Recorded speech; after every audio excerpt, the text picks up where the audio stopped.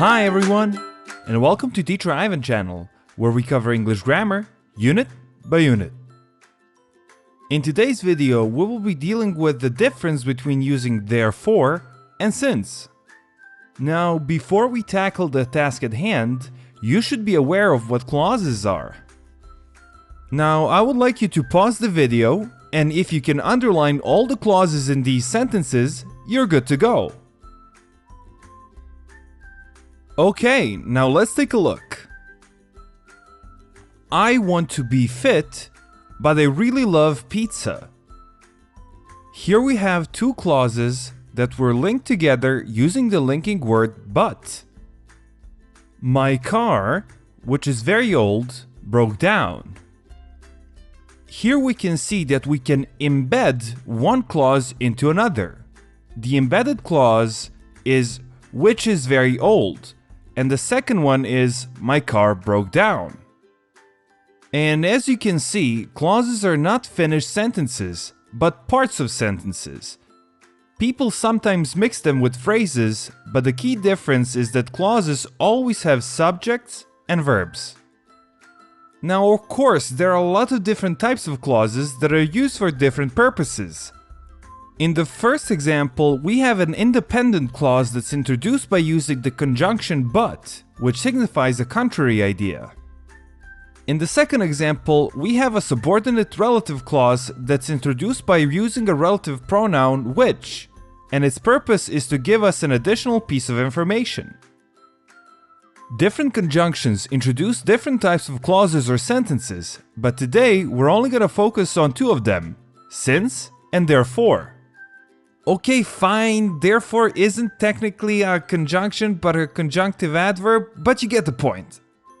What I'm trying to say is, don't nitpick. The most important difference between these two linking words is that one of them is used to introduce the reason and the other one to introduce the result of an action. Now it's time for you to pause the video and try to figure out which one introduces what. Okay, so let's see if you were right. I've become stronger since I started working out. The first question that we want to ask ourselves is, what happened first? Well, first I started working out, then I became stronger. That being said, we can say that the clause I started working out is the reason for me becoming stronger, and that we use since to introduce the reason. The second example is, Sasha is afraid of thunderstorms. Therefore, she always hides when it starts raining. As you can see, here we have two independent sentences, but they're linked with therefore. The first sentence tells us about the fact that Sasha the cat is scared of thunderstorms.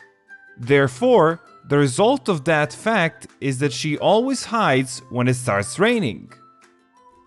Therefore, we can conclude that we can use therefore to introduce a result. I know, I use therefore way too many times. Notice also that every time we say therefore, we naturally pause after that. That means that whenever we want to use therefore as a linking word, we have to follow it with a comma.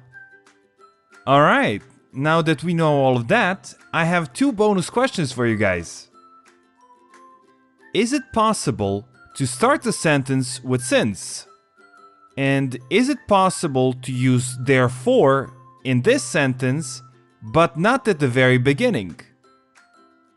Pause the video and try to see if it's possible on your own. Okay, now let's see if you were right. Since I started working out, I have become stronger. Sasha is afraid of thunderstorms. She therefore always hides when it starts raining. As you can see, it is possible to start a sentence with since.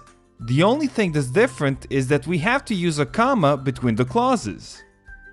And in the second example, you can start a sentence with the subject first, followed by therefore.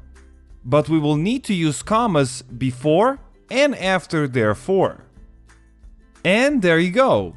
Those are all the rules regarding the proper usage of since and therefore. Congratulations!